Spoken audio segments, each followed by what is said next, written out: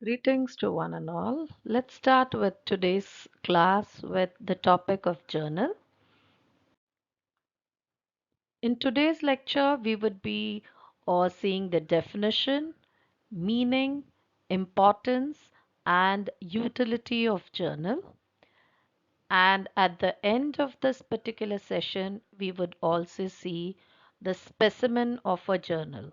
I would be telling you as to how you would be giving instructions for any writer as to how the person is supposed to draw the journal's format so that when you start giving the instructions, the person is in a position to follow your instructions accordingly. So let's start with the meaning of journal. The word journal is derived from the French word jour, which means a day. Therefore, journal means a daily record.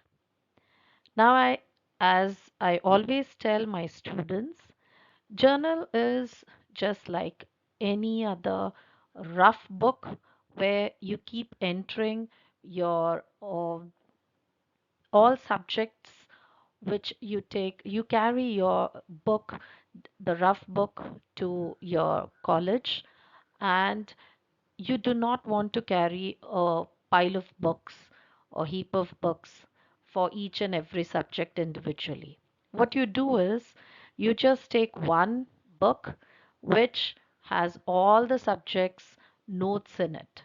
Similarly, journal is one common book where you have all the entries irrespective of its type coming into it day wise. As the transaction takes place, the entries are being done without segregating them according to their categories. So, as we move ahead, you would get to know it better. Now, the meaning of journal, according to the books, is a journal contains a daily record of business transactions, and hence it has been named so. As soon as a transaction takes place, its debit and credit aspects are analyzed and first of all recorded chronologically. That is, in the order of their occurrence taking place. So, journal is a book of original entry or primary entry. It is the main book. So, in this book, what we do is we put in all our entries as and when the transactions start, and once we have put in all the entries according to our leisure time, we could be posting them into our ledger. So when a businessman has his busy schedule, all that he does is he just completes his journal and keeps it updated, and slowly he could segregate them according to their categories later. Now, the definition of journal. So, a journal is a book employed to classify or sort out transactions in a form convenient for their subsequent entry in the ledger. This is the definition given by L.C. Cropper. Now, to tell all the students that never ever can you change the wordings of a definition. A definition is always a quotation which has been given by a particular person. So when you give a definition, you are supposed to mention that whose definition are you writing.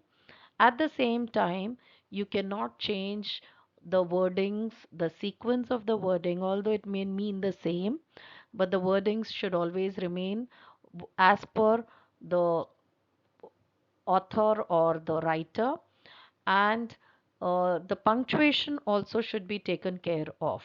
So mind this always whenever you move ahead for the importance of journal. Now, why should you be having a journal in its first place?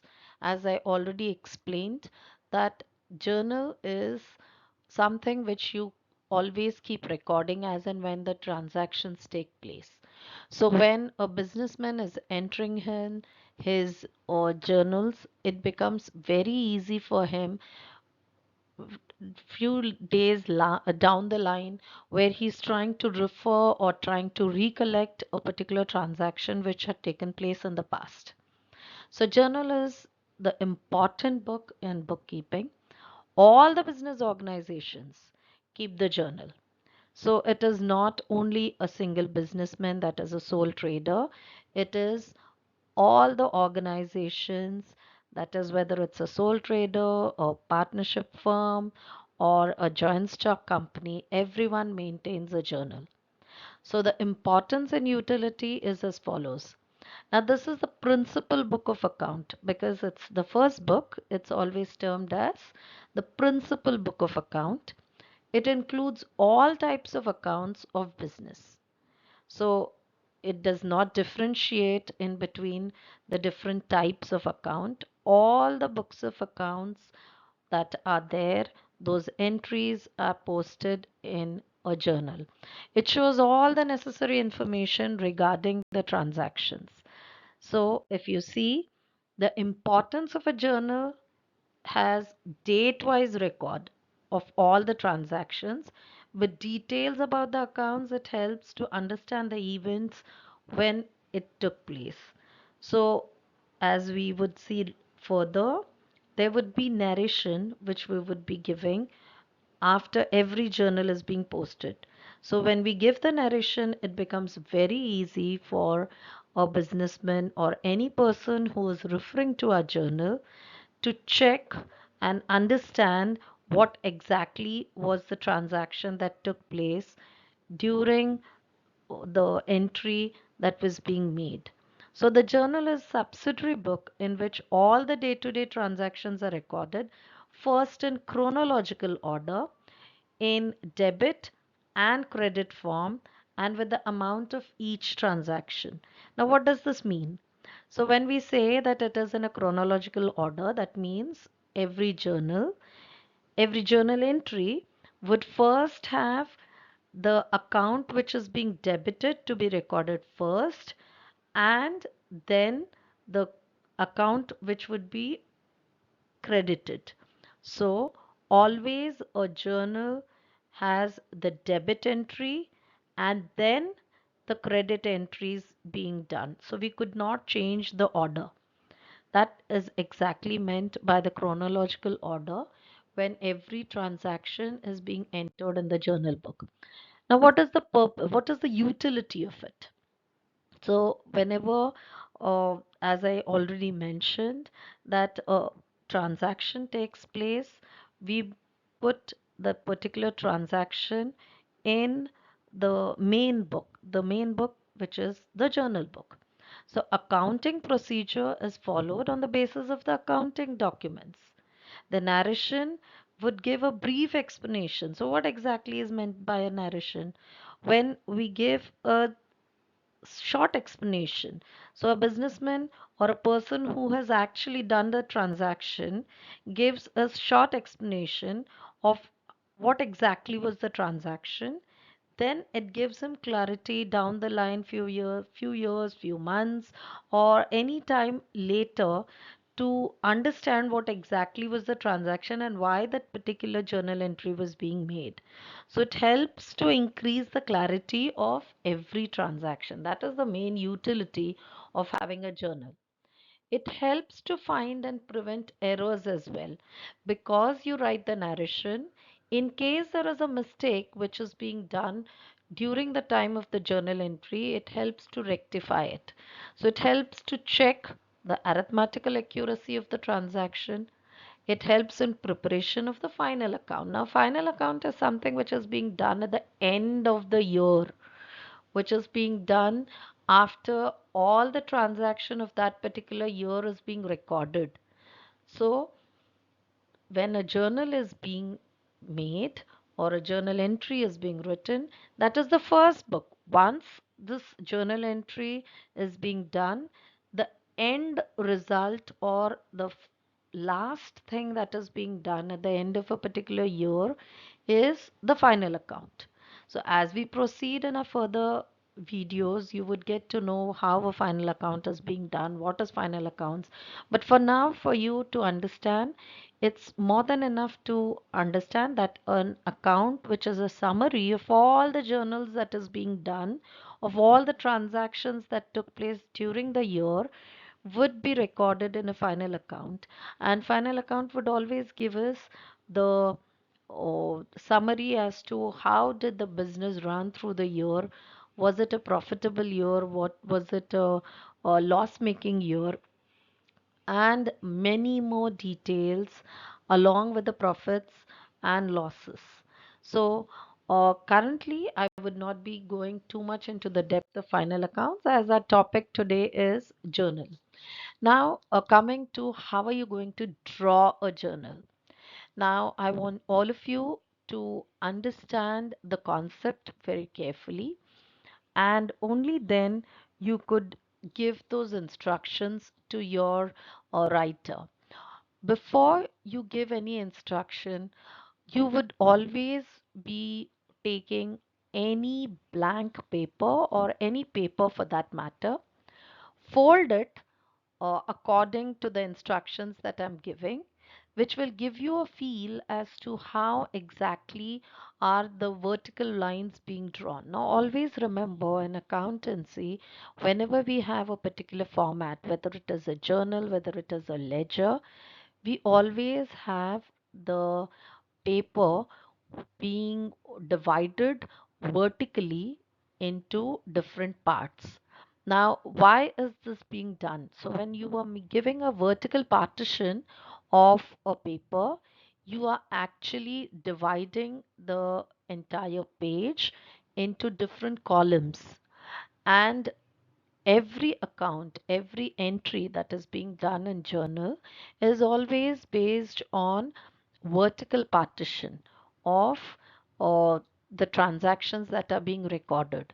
Now, how is this particular journal's format being done? So I would suggest all of you to take a paper in your hand and uh, remember that when I'm giving you instructions, just do it accordingly. In case you are partially or blind and you can see whatever is there on my given screen, then maybe things would be a little bit easier for you to understand. But for the ones, those who are completely blind, you could just take a paper and start from the extreme left. You are going to fold the paper vertically from top to bottom, and the vertical partition after folding, the crease that you would get, the line that would be formed, would give you a feel for you to understand how exactly is a journal. So we begin from the left hand side. On the left hand side, or from the edge of the paper, fold the paper or 1 inch, or I would suggest that a scale, when you place a scale, whatever is the width of a normal scale, which is generally of 1 inch, you could take 1 inch width and fold it inwards from top to bottom, which will form a crease, and then leave the folding, remove the folding, so that you get a crease which is from the edge of the left hand side paper's edge inwards 1 inch. I repeat, from the left edge of your paper towards the inner side, you have folded 1 inch, which will give you from the edge a 1 inch width of folding which you have done from top to bottom. Now, what exactly are you going to write in this particular column? We would come to it later. Right now, we are focusing only on the lines which are going to be drawn for the journal. Now, this has given you a left hand side 1 inch width column from top to bottom of the page.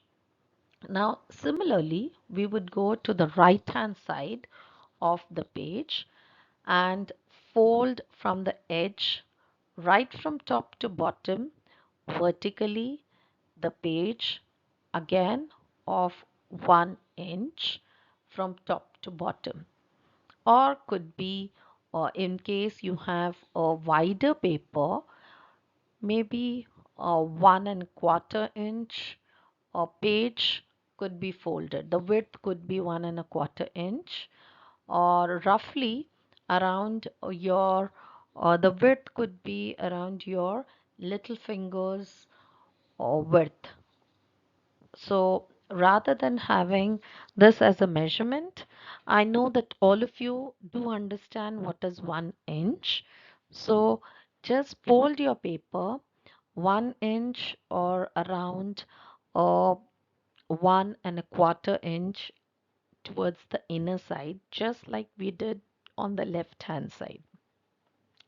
Once you've folded, you get a line on both the sides of your page, one on the left hand side, another on the right hand side.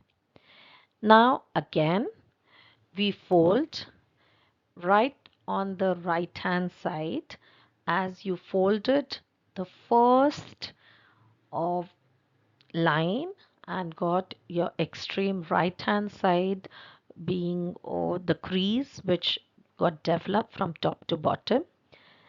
Similarly, you could fold it once again. So basically, you would be getting two folds of the same width on your right hand side of the page.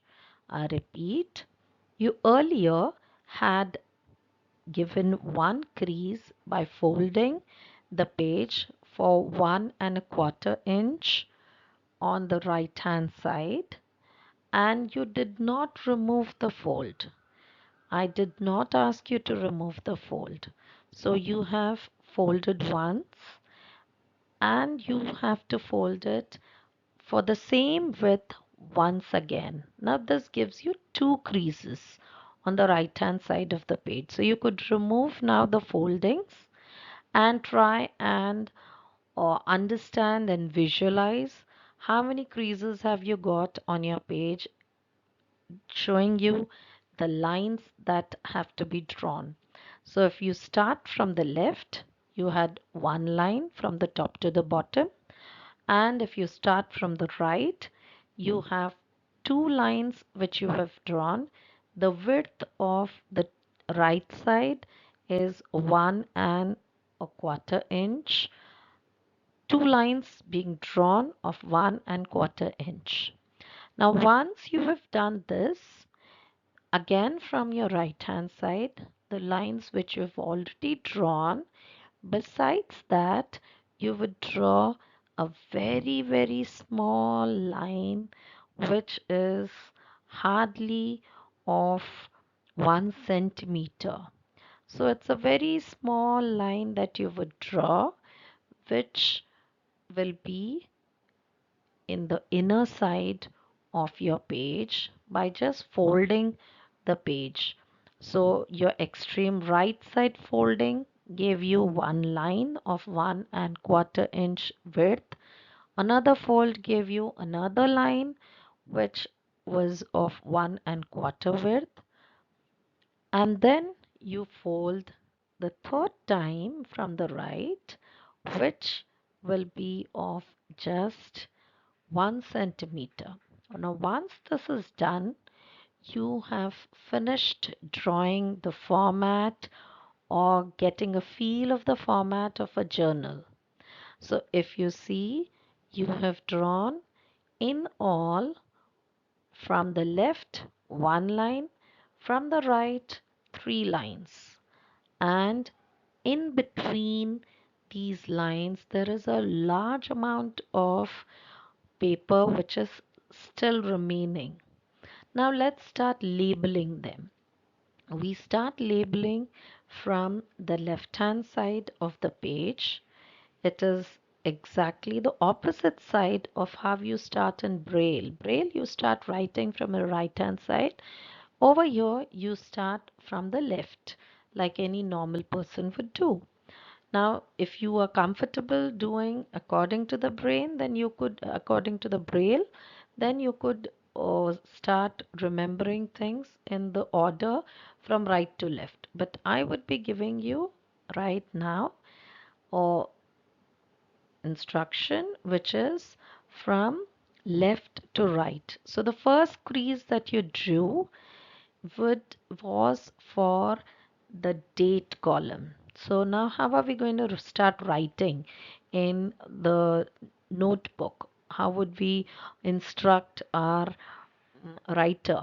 So the writer has already made so many creases, and now once he has made the crease, you could just ask him or her to just draw the lines over the crease. So the creases replicates or indicates a line which is to be drawn with a scale and a pencil. So you could just ask your writer to start drawing lines according to the creases that you have made. Once the lines are being drawn, he or she has to label them. So how are you going to label them? So the first column would be labeled as date. Then when you start from your left hand side, the first column is date. The biggest part of your book, the widest part of your book has got, or your page has got a longer width or which was not being drawn but which got formed. So that portion would be labeled as particulars. Once that is done, if you remember, we had drawn a crease which was of 1 centimeter. Now that crease will have a label as ledger folio. Now ledger folio's short form is generally written as LF. L dot, that is a period, and F. Both L and F are in capital letters in the uppercase. It would not be in the lowercase or the small letters. So both L and F, they are the initials or the short form for ledger folio. So you could be putting them as L dot F. Now this folio or the ledger folio means basically it is the page number of the ledger. This journal would further be or entered into different books. Those books would be called as ledger. So on which page number have you recorded your ledger, your this particular journal? In which book of the ledger have you entered that particular entry or posted the entry? You mention that number over here. Now, since all of you are doing some entries which are fake entries, which are not the actual real ones, we would have those lines as empty. So this that's the reason why we just put them and in a 1 centimeter, and we have given the heading as LF. Now post LF, the next heading that would be given would be debit amount. Debit, DEBIT, amount, fully written as AMOUNT. In case you have less space, you could always ask your writer to give the short form of debit, that is capital DR dot amount AMT dot as the debit amount. This is the short form, and the currency could be mentioned below it. Next is the credit amount. So credit, the short form could be CR, capital CR dot amount, again A capital AMT, which is the short form for credit amount. So in this manner, we have created a journal's format where we have got the date as the first column labeled, the wider part of the page as particulars, then the ledger folio, then we have the debit amount followed by the currency and the credit amount followed by the currency. This is how we would be having our format of a journal. The next video would talk about how the entries are to be done in this particular journal. I hope this journal format was clear to all of you. Do comment in the comment box in case you want to give certain suggestions for the video that is being recorded for all of you. And do not forget to click on the bell icon. Thank you. See you in the next video.